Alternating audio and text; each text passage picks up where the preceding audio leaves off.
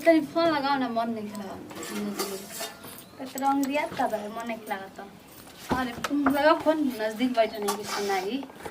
Phone आता उठाऊ। Hello hello. बोला तुम जी का था खुश रह, आबाद रह, एने कुहकावत रह। क्या होता जी? का होता है यही तरी बैठकिए बा, अपन सुनाव। खाना ना खा लेनी? माने खाना खा लेनी, जो हिया से बियाह के दिन धराइल बा, हमारा भूख ही लगता। अरे बाप रे बाप, कंट्रोल करी। 1 महीना बाजी का जी भूख नहीं खे लागत, प्यास नहीं लागत, ना खाए तो कैसे बनी? आई जीजा जी खाली तहार डीपी पे के फोटो देखी के जियत नहीं हम। ओए हो, अरे हमर जीजा जी कितना मानने वाला हमर सौखी के मिलल बनी। मतलब फोटोवा देखला से पेटा में जाला का ना बा? पेटवे भरी जाला हो। सुनी ना, बोला ना। हाथ के तुरम तबे नु मरवा मैम तो कैसे हां एकर मदद हाथ कटा नहीं। अब जो हिया घरे अइबू तो हिये तहारा हाथे से पेट भरी, हमारे घरी पेट ना भरी। अरे हमारे जीजा जी मरवा में आइब लकड़ी बन के का के हो मोहिनी का होई? हां जी तन द त ढेर बोलत ताड़ी। ली बात करी। अरे प्रणाम जीजा जी। खुश रह, खुश बढ़िया रह। खाए बा पियब ना, मारो में आइब हिलत तो कहिया सन कि लइका के पोलियो मर लेबा का। पोलियो नइखे मरले। मजाक करते रोग ना होला। बताई। अच्छा देख, ऐसे खा पी के शरीर के एकदम बॉडी बना के आई कि लोग कही कि हाँ लइका बा। का कहीं देखो हमार शादी तो उनका से सेट हुई, लेकिन हमारे तहारा में जोड़ी ख्याल है। देखी जीजा जी, हम अपन बहिन के घर उजाड़ल नहीं चाहत, ई कुल हमरा से मत बताई। एगो हम बात कही जी, सेट खाला नु तो रो खुद बात करी ना। अरे मन साली है तो मजाक ना करी हो। यार के जन बात बोलले बड़ ना, हम एकर उल्टा जवाब देतन कि उनका मुंह बंद हो जाई। तू चुपचाप रह ना, देख ना। बुझाइल का कलू है तनी अब से हमरा कह। बुझातन कि रौरा ना दोनों हाथ में लड्डू लेवल चाहतनी जौन बानी तू रौरा फेरा में ना ऐसन मत करस, भगवान मत करस ऐसन।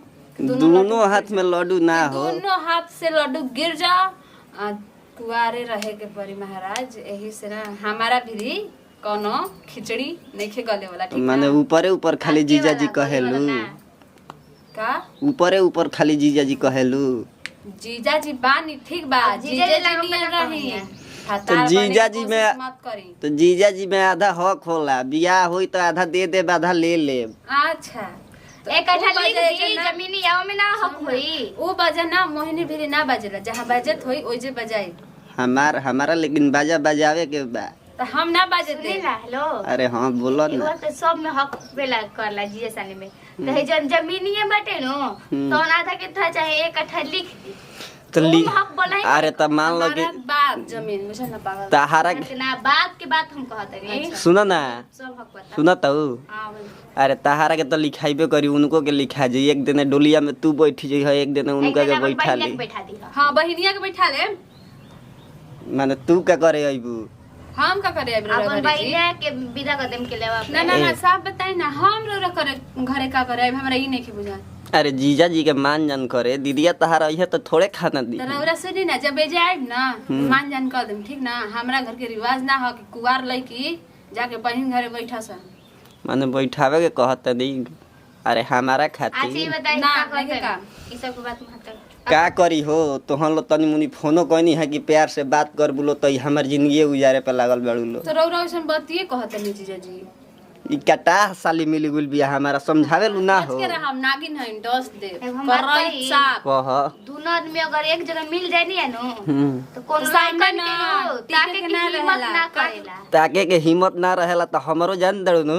एगो कुंडाल भैया बा उहो रही दो तो ताके के हिम्मत हमनियो पे ना कोई करे। भैया का करी पता हमरा आगे नु कर पता ही नहीं लेला। जहाँ दोनों आदमी खड़ा हो जाए ना जना, बड़ बड़ लोग के ना बोली ना निकलेला। बड़ बड़ दोनों जानी। एगो सुना सुना भैयावा के बात छोड़ा ना, भैयावा ए घरी का कहत रही, का सुनावत रही सुनाई।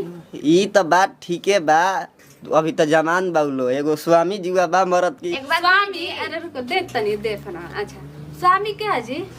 स्वामी अच्छा राउर भैया हमन जान तनी। हां उनकर आगे सामने ताके के हिम्मत ना रहेला, नीचे नजर झुक जाला। अरे उ नजरिए झुका के सब खेला कर लेले। अच्छा राउर स्वामी भैया राउर कुणाल भैया, जहाँ दोनों आदमी खड़ा हो जाबे ना चले के बोले ना रही हिले के चुपचाप खड़ा कहल जी रहे के तो खड़े रह जी हन हिले के बोले न रही ना रही रौरो आइल बनी ए तो जानत लो बुझाता कि स्वामी भैया कुनाले भैया के बोल पई चलत नहीं ना ना तो एकरा में तो बोले नहीं उ हमारा से बड़ होला हड़न नु तो सोचलन लोग कि का छोट भवा से बोली हम ही बानी कि अति हिला दे ह अच्छा हिला दे हां सुनी ना आई मारो में मत छुमत के गाड़ी देम ना तीनों भाई के तब बुझाई तो मारो में हम तोहरे बेरी खाड़ क दे तो कहना दे के डराता के करा खड़ करम जी कुणाल जी के अरे हां खड़ा समझ कर लो देम कोई बात ना करवा देम कुनालो जी के खड़ा करवा देम स्वामियों जी के और कोई बा एकर मतलब स्वामी जी कुंडाल जी पसंद बनेलो ना देखी ढेर रौरा बड़ते और रोवा साथे साथे पसंद बानी ना तो हमारे के नौनिये से बियाह करा दिहलो का रौरा करी नौनिये जोग बानी रौरा बात जोन बा ना नौनिये रौरा खातिर ठीक बिया चल आतना ना सुन आतना ना तो मार के पानी पानी कर का कही बोलत स्वामी भैया हैं? कुनाल भैया बुझाता बात बाघ कही। होन जा अरे कहन ना सुनी ना तीन गुरु भाई बानी हम्म ये बहिन बड़ी कुछ डर बहिने बाजे तो कुम जी तीन गो भाई बानी जाइए एगो मेहरारू बड़ू ई नहीं खू कह का अभी हम भेजा बानी जी हेजा बड़ू तो अइबू नु तो अभी भेजा बानी वो जो तले वो काम चलाते हो माने इहे कुल बकवास करबू सुनी ना हां बोलो ना का करते नहीं ए वीडियो कॉल करना बड़ी देखेगा बता उठावो अरे दे आई जी अरे वाह जी गुलाबी गुलाबी पहन के तो गोल लागत है ओए होए होए होए होए होए होए का होता टी-शर्ट जी? टी-शर्ट गुदगुदी तो होता? देखो तनी तो गुदगुदी होता आहा तोहरो होता ना देखिए जी हमारा उकुल ना होला सुनी ई ना। लगता हमरा में हां बोलो ना रो बड़ी चमक तरी जी का बात बा बाप रे बाप अरे बड़ी पगली चमकतनी। हाँ, रोज ही लाल लिपस्टिक लगावत रही से बेरा कोरिया लगले बेरे दिलावा हमर बहरी करबे का अरे ना ना ना अंदर करी दिल के अंदर करी इन्होंने भटके मत रख दी कबर मस्त लागतन जी नजर मत लगो हमर जीजा जी के अरे जीजा जी काहे कोही के तड़पाव तड़ुए जा सैया जी कहीं का कोही दे तू तो का हो ऊ जाए बाजे महीने फिरे ना बाजेला एगो बात कही जी बोलो कतना रोए में मस्त लागतन जी का बात बा का कर तनी माने 4 दिन से नहइले नहीं खी त मस्त लागता नी यही से कहीं कि काम महकत आता ना ए जी बोला ना ऐसे न हमरा के ताकी कैसे ताकी मत ताकि न बेचैन ताकी वैसे मन तो करता कि टुकु टुकु देखते रही तो हम लोग के हां अच्छा आता ना मत देखी ताकू तो बंद तने नीक त रोशनिया कम हो जाए माने हमनी कैसे के देखेला ताकियो? ना ज्यादा सुनी ना बोला हमनी के जे ज्यादा देखेला ना तो रोशनिया कम हो जाए तो उ सही में तो हम लोग 12 वोल्ट के मरकरी हौलो अच्छा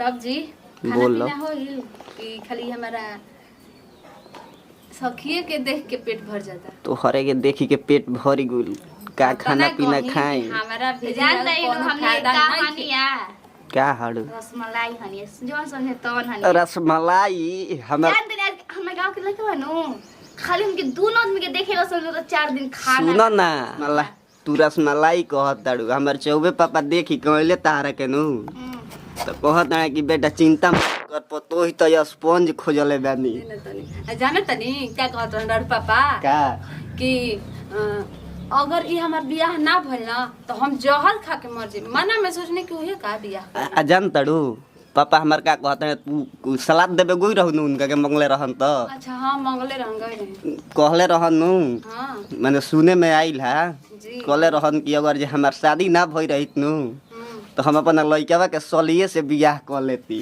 हे भगवान रो पगला गेल बनी का रार बाबूजी रवा एक हनिया त हाँ हो दादा बचिए के रहे के परिवार बाबूजी से का नाम बताइनी हाँ चौबे चौबे ससुरे लगी हन बाप रे बाप बेटियों के ना छोड़ियन का जी माने का हो जाई बाप बेटा के एके पे काम खिंचा जाई अच्छा अच्छी रोग शरम नहीं खेला जी का रार बाबू चाहे हमार बाबू बाटल भवन बे तो अभी तार तब मेरे दिमाग में कुछ तो सोच तहार पापा लाठी लेके चले ले दू हमार पापा देखे लू अति जवान बाड़े बकवास ना करी ज्यादा हमार पापा लाठी लेके चलेला ना तो लोग कहेला कि हाँ निकलल बस शेर घर से ठीक ना अरे पापा निकला थे ना तेरे मन में जाना थी क्या कहते हमारे बाबूजी के लठिए देख के लोग दूरे से कापेलन ठीक ना कान खोल के आ दिमाग में ये बात फिट कर लेम ठीक ना अच्छा, ठीक बा। लिख ली बुझाइला हमार बाबूजी बे तो बाबूजी पीरिए तारा पापा के देख के जान दड़ू काहे कापेलन लो का है तहार पापा वायरल बाबा नु हणे तो सुनी ना बा कोई के किस्मत की वायरल हो सकेला। आजकल लोग ना रील्स टिकटॉक यूट्यूब टिकी वीडियो बनावतन कि ये भगवान सुनो ना। बनावतन कि हमार वायरल हो जाओ। हमार एगो- बाबा एगो- खुद वायरल बा। अब सुना झगड़ा नहीं कइले सुना हां बोलो सब बात हटाई अपना बारे में तो कुछ बात नहीं कर बाबू के हाँ, दादा बाबूजी के सेटिंग चरदार पे जाता बॉय है। अच्छा ई कुल बात छोड़ा अपन स्वामी भैया के देखो। कुणाल भैया के बियाह में तो दिन अब ढेर दिन बाना हां जान लो बोली हां अपना सखी ले पूछ लिह रोका सब काहे अटक माने गई खोल के कहीं अब अटक गई बोले ना का पूछो तो मर्द हैं तो खुल के बतियाई महाराज। खुल के बतियाई हाँ, मर्द हो तब अरे तहारा भिरी खुल के बतियाइबे ना करब जहिया भेटैबू नु मैं खोल देहब एगो बात हम बोली खोले के जगह में रौरे मत कहीं खुल जाए। एगो हम हम ना बात खुलब कही हो ए जी बोला ढेर मजाक होता हम बोला का ज्यादा कहता होता का तनी कहतड़ू कम मजाक करी तो ज्यादा दिमाग हमारा नु खत्म हो जब हो जाई नु तो नहीं केम का है माने बताव कि दू गो लगलाता बा अब वो अंगुरी में लगा के ना खाई तो जियाने न हो जाई हो सुनी एगो लंग लाता तेरा हाथ में बा एगो हम बात कही और रहो दूसरा दूसरा का का ना लगाता बहिनिया नहीं की जगह जी बहिनिया यहाँ तो कुछ बा हाँ तनु कि कुन दान जी आ स्वामी जी जो बैठ के सिखावा तनी हमारे ये हां तो इनकर उतनी दिमागी बा उहे सुनो ना सिखाइल जा। कुंडाल जी या स्वामी जी के तहार तो गहना किनला से फुर्सत नहीं खे दे दी क्या ना नारा के करना मरते बतिया ली हम हमारे भइए के से उससे काम नहीं खे तो अभी हमारे पति है तो अभी हम लड़का बानी उनको नहीं लोग काम खींची हैं हमनी भी ना हम लोग बोली ना निकली ठीक ना। बोली हां बोली कि वो गोली मारे लो गोली निकाले के बात मत कर हां रौरो बुझाता कि रौरो कतना गोली मार ले हो सुना ना ई कुल बात ढेर भइल बोली जीजा जी काहे चुप हो गई सुनो ना साली जी जी। अरे हमर जीजा जी बोली ना तो कितना मीठा हो जिए रौरा में। अब रखत नहीं पापा आ गुल बना ठीक बा रख। ठीक प्रणाम बा। जीजा जी। प्रणाम प्रणाम खाए पिए पर ध्यान दे।